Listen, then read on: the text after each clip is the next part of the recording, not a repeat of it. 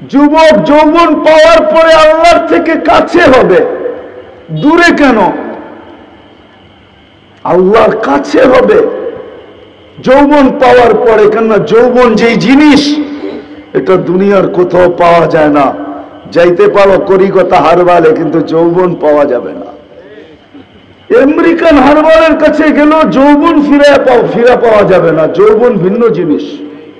যৌবন যে এই প্রবাদ বাক্য কেন হইল, গাছে ফল হইলে ডালপালা চুকা যায়, ও বুঝি এটা ওই গাছ যে নারকেল গাছ যতই দৌড়ো কে ঝুঁকবে না, ঠিক না? এটা মনে হয় ওই গাছ, বিদ্যা যতই হোক সে ঝুঁকবে না। নাহলে বিদ্যান হওয়ার পরে আল্লাহর কাছে হওয়া উচিত। যুবকের যৌবন পাওয়ার পরে আল্লাহর কাছে হওয়া উচিত। রূপসীর রূপ পাওয়ার পরে আল্লাহর কাছে হওয়া উচিত। যোগ্যতা আলাদের যোগ্যতা পাওয়ার পরে আল্লাহর কাছে হওয়া উচিত ছিল। কিন্তু আফসোস, আমার সমাজকে তো আল্লাহ ডেকেও আনতে পারে না। 24 ঘন্টার ভিতরে 5 বার ডাকে। আমি তো বলি আল্লাহ নামাজের জন্য ডাকে না। ওলামা হয়তো একমত নাও হইতে পারে আমার সাথে, আল্লাহ নামাজের জন্য ডাকে না। এই উম্মতকে এতটুকু ভালোবাসেন, এতটুকু ভালোবাসেন যে আল্লাহ কথা বলার জন্য ডাকেন, নামাজের জন্য ডাকেন না। এই জন্যই মনে হয় কিতাবালা লেখছে মুসাল্লি ইউনাজি রব্বা, নামাজি আল্লাহর সাথে কথা বলে। রাত্রটা যখন পার হয়ে যায়, সুবে সাদেক যখন হয়ে যায়, তো আল্লাহ চিৎকার দিয়ে মনে হয় বলতে থাকেন, রাতটা পার হয়ে গেল, তোর সাথে কথা হইল না, জলদি একটু উঠ না, একটু আয় না, তোর সাথে একটু কথা বলি না। আবার যখন সকালেরটা ফজরেরটা শেষ হয়ে যায়, আবার দুপুর আসে, তখন যেন আল্লাহ বলতে থাকে, সেই সকালে কথা হইল, এখন তো দুপুর হয়ে গেল, তোর সাথে কথা হয় না, একটু আয় না, দুপুরে একটু কথা বলি না। দুপুর যখন ঘনায় আসর বিকাল হয়, তো আল্লাহ আবার ডাকে, সেই দুপুরে কথা হলো, এখন তো বিকাল হয়ে গেল, আয় না, তোর সাথে একটু কথা বলি না। বিকালের পরে যখন সূর্য ডুবা যায়, তো আল্লাহ আবার বলে, সেই বিকালে কথা হইল, আর সূর্যটা ডুবা গেল, এখন তো রাত্রই হয়ে গেল, আয় না, তোর সাথে একটু কথা বলি না, যেটাকে মাগরিব বলে। আপনি বলবেন এশারের সময় কেন কথা বলে? আমার মন বলে এশারের সময় মনে হয় এই জন্য কথা বলেন যে একটু পরেই তো ঘুমায়া যাবি, কাল সকালে উঠাইলে তো উঠবি, যদি না উঠাই তো আর কোনোদিন উঠা হবে না, চিরদিনের জন্য নিদ্রা হয়ে যাবে, তোর সাথে আমার কথাও হবে না, একটু পরে তুই ঘুমায়া যাবি, আয়না শেষমেশ তোর আর আমার একটু কথা হইয়া ঘুমা। আমার তো মনে হয় আল্লাহ কথা বলার জন্য ডাকে, নামাজের জন্য ডাকে না। বাংলাদেশের সবচেয়ে বেশি ওলামা এই অঞ্চলে, কুমিল্লা, নোয়াখালী। এইখানে একজনও বলতে পারবে না আমি এই জীবনে যতদিন নামাজ পড়ছি একদিন হইল 2 মিনিটের জন্য কোনো ওলামার কাছে যায় আমি বলছি, হযরত আমার 2 রাকাত নামাজ দেখা দেন, আমার 1 রাকাত নামাজ দেখা দেন, যে এটা ঠিক আছে কিনা, আল্লাহর রসুলের নামাজের মতো কিনা, একটু দেখা আপনি সত্যায়িত করে দেন। একজনও এখানে নেই। হাত উঠায় বলতে পারবেন না যে আমি আমার নামাজ যায় কোনো আলেমের কাছে সত্যায়িত করছি। কতজনই তো কুমিল্লা পাওয়া যাবে 6 মাস পর পর সিঙ্গাপুর, বৎসরের মাথায় তো যাই যায়। কেন? ফুল চেক আপ করে আসি, শরীরটা কোনো সমস্যা হইল কিনা দেখার জন্য। প্রতি বৎসরে যদি আপনার শরীরটাকে চেক আপ করতে হয়, তো জীবনে কি একবারও নামাজটা চেক আপ করার দরকার ছিল না? রাগ হয়ে গেলেন? কুমিল্লার মানুষ রাগ হয় না, কিন্তু জীবনে তো একবারও নামাজটা চেক আপ করার দরকার ছিল।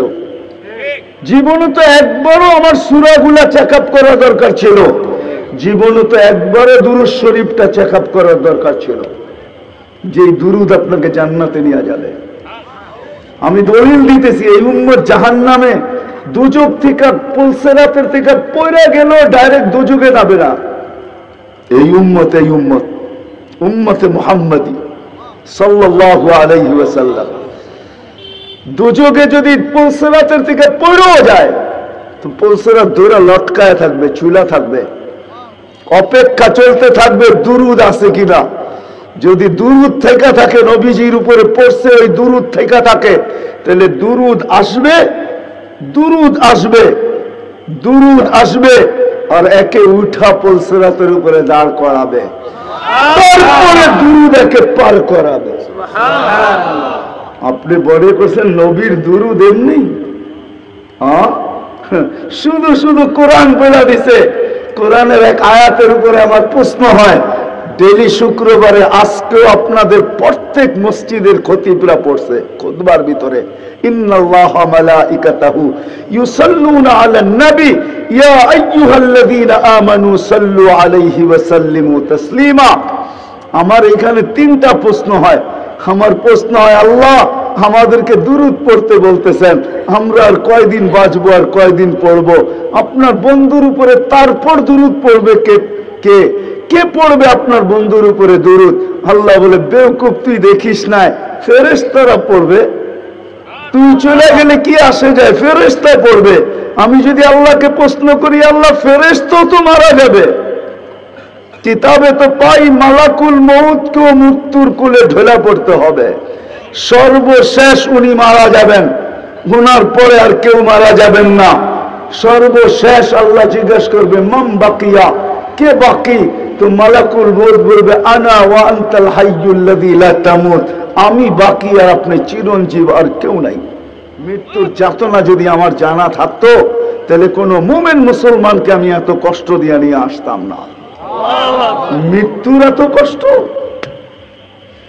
আল্লাহকে যদি প্রশ্ন করি, ফেরেশতা তো চলে যাবে, তো আমাদের নবীজির উপরে দুরূদ কে পড়বে?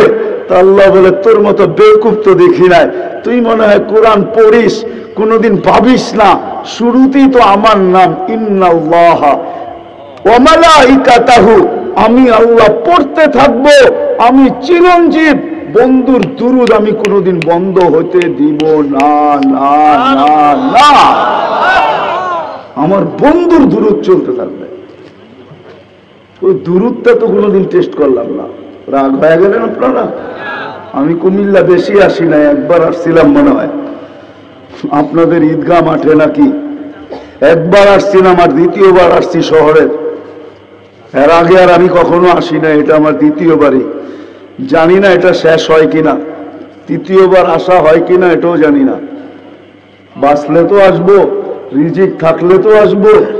এই জন্য দুরূদ তো কোনোদিন আমি টেস্ট করলাম না, দোয়ায় কুনুত তো করলাম না, দোয়ায় কুনুত তো করলাম না।